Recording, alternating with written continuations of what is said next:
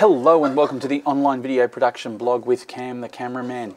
I'm Cameron Bailey and Cam the Cameraman on Twitter, so please send me your comments, any thoughts that you may have on the video, or any videos that you would like me to make, any information that you'd like to suck out of me, and we can hopefully cover that in future episodes. What we have here is, we had someone comment via the YouTube channel. It was OzTabletPC, and thank you very much, Brett Gilbertson. I've actually met Brett. Brett's even been into the office here, and thank you very much for watching. You've asked the question, any thoughts on branding intros? I notice you guys don't use them, and he's referring there to myself and Jim Stewart. Jim Stewart, obviously the director here of Stewart Media, and we both just come straight into the video, as you're probably aware. That's what happened today, and you know, we've made a decision specifically to do that. Brett as OzTabletPC on Twitter, follow him there. He's got some great stuff, and he's got a great website, the Tablet PC shop, and tabletpc.com.au, and he's got some really great reviews and bits and pieces on YouTube, and does YouTube videos quite regularly. Let's just play one just to show what he's sort of talking about.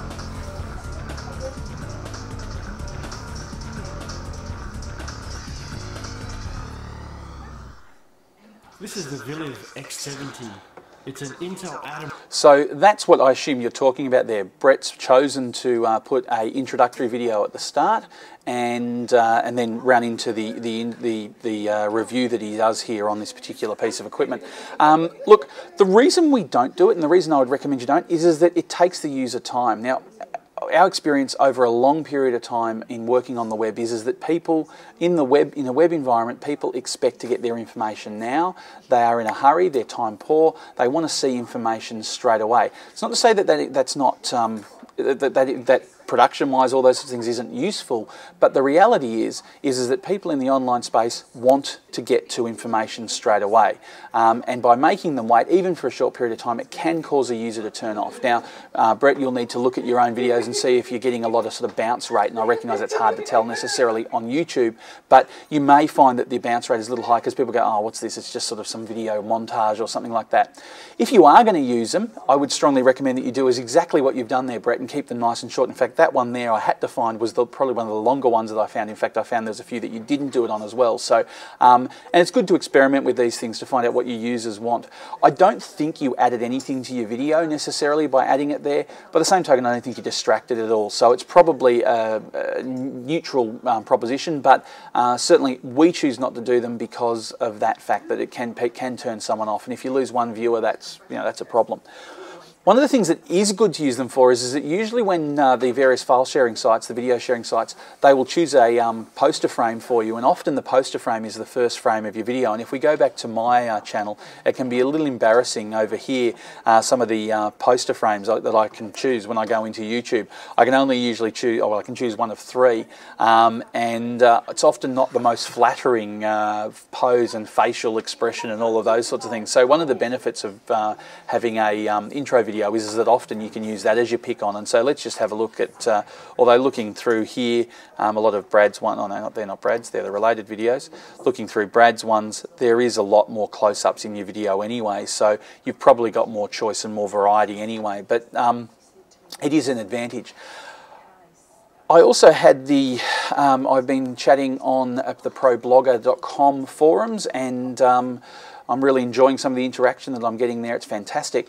And I stumbled across Bent, and I'm sorry if I've got the Bent, there we go. And he's got a blog at mechanicalmashup.tv, and I just wanted to show you all. It's fantastic. I've only met him once online, and it's a fantastic site. The interesting thing is, and it's worth mentioning here today, is that the way he goes about the introduction or branding video, he starts off with some video there and does a bit of an intro piece, talks about what's coming up, and then he leads into the branding or the title video or whatever, however you want to call it. The production standards of mechanicalmashup.tv are fantastic, and some of the stuff they're doing is really, really cool too. And I really enjoy watching each week. Last week's one, or the first episode they did, was fantastic. It was on check it out. I won't tell you about it, check it out. But I like what he's done here in the sense that he actually does the branding video here.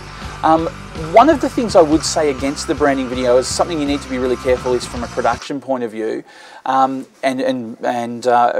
you're going to have to do that as well, is that often the audio, although it is technically the same level, it sounds louder, and so that means that you need to play around with your compression levels in audio to make sure, and I'm not talking about compression as in video compression, I'm talking about compression as in the audio term compression, and that is getting everything so it sounds the same volume. One of the problems that I had with Brett's video, and one of the problems I had with this one was that when the music played, I had to turn my volume down, and you probably noticed that in the video just then, and I had to turn it up to listen to him. So that's the other thing about playing video with a bit of audio in it, is you do need to make sure you keep your production standards up. In both examples, I had to play around with my volume control, and that once again is something you don't want to do. You certainly don't experience it on television. You can pretty much leave your volume at the same volume, except obviously during the ads, which do sound louder. They're not, but they sound louder. And you need to do the same thing with your videos, making sure that the volume is equivalent to what you've got there. Particularly you, Brett, where it starts off loud and then gets quieter where you start talking. Anyway, hopefully that gives you a little bit of information about branding videos to start a video off. And if you do have any questions like these guys have had and they'd like to run them past me, please shoot me an email at cameron@stuartmedia.biz, or you can catch me on Twitter at CamTheCameraman.